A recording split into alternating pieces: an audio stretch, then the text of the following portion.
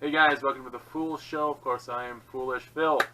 It is Friday night, the eve of Nebraska at Michigan tomorrow noon on, I think it's Fox Sports 1. Of course, me, wearing my maize. Remember, maize out tomorrow. I hope the crowd at least looks somewhat mazy. I'm a little kind of disappointed that Michigan's doing this for a noon game. Noon games are typically where the old traditional fan base really likes noon games. They come quite a bit. I'm sure there's going to be some night games at Michigan this year. Probably Wisconsin. So I would have preferred that to be a maze out. Maybe they will have it anyways. I can remember back to the Notre Dame game. Denard threw the game-winning touchdown in basically the last play. That was a maze out basically. They had all those maze pom-poms. That was a much better scene. Anyways, hopeful the Michigan fans will wear maize tomorrow. This is a little breakdown of Michigan versus Nebraska. Let's look at Nebraska. The big question, is Martinez their quarterback, a dual threat quarterback? Is he going to play or not? As of Wednesday, he was practicing and he was listed as probable. That makes it a little more concerning to me. In his one game, not even a full game, he got injured his first game.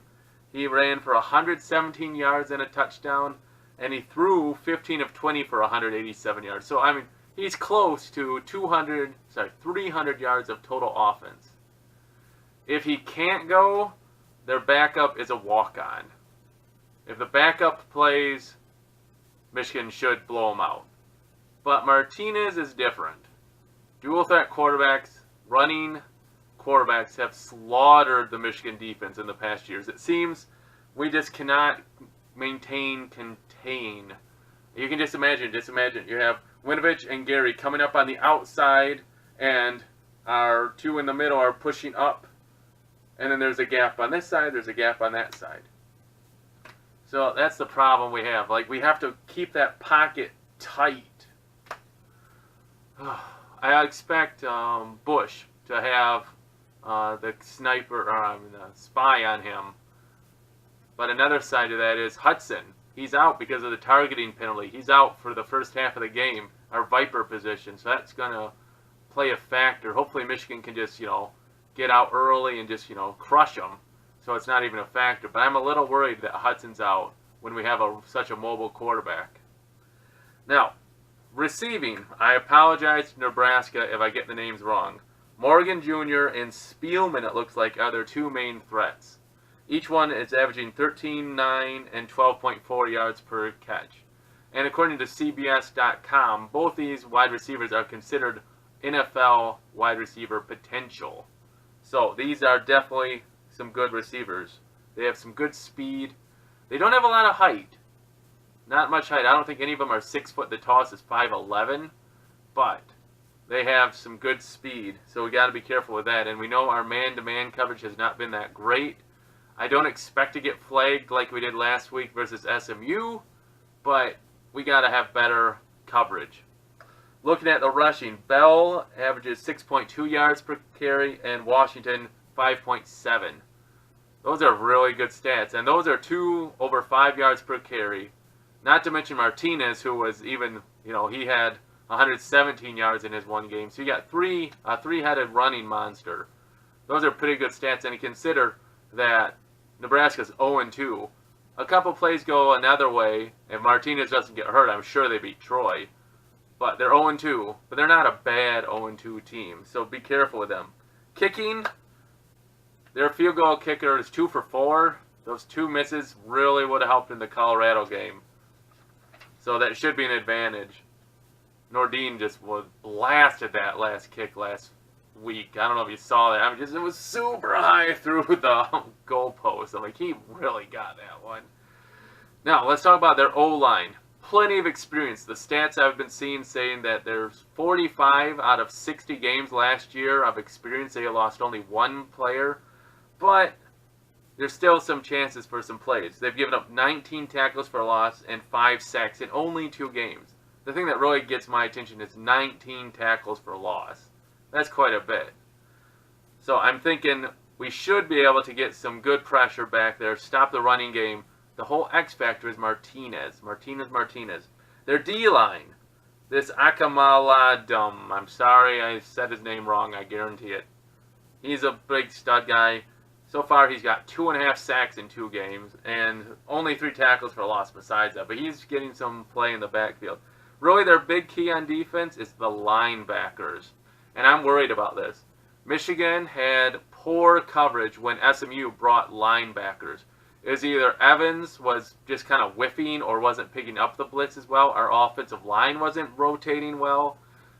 Do you think Nebraska's going to blitz their linebackers? Oh, yeah. Keep doing it until Michigan can stop them. So expect the linebackers to blitz, the line to stunt. Listen to this. Their linebackers for Nebraska, 23 tackles for loss and 9 sacks are the stats I found. 23 tackles for loss and 9 sacks in 2 games. 2 games. Now, Colorado and Troy I would not consider juggernaut offenses, but still, 9 sacks and 23 tackles for loss? If that stat's right, I saw that in my email feed today. If that stat's right, wow. Their linebackers are pretty stout. Michigan's O-line has got to protect Patterson, has got to open up some holes. Now, one little note here.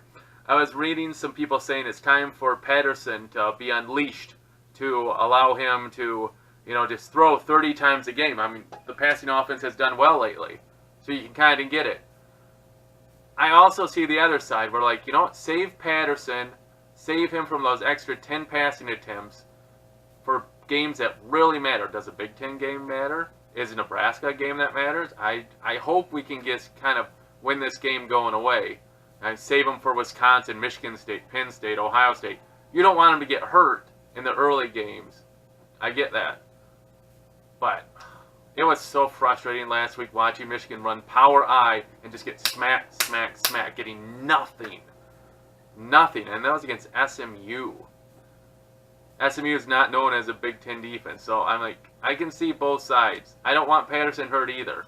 But just running into a brick wall is not going to get it done against, good teams too. So you got to unleash Patterson a little bit more.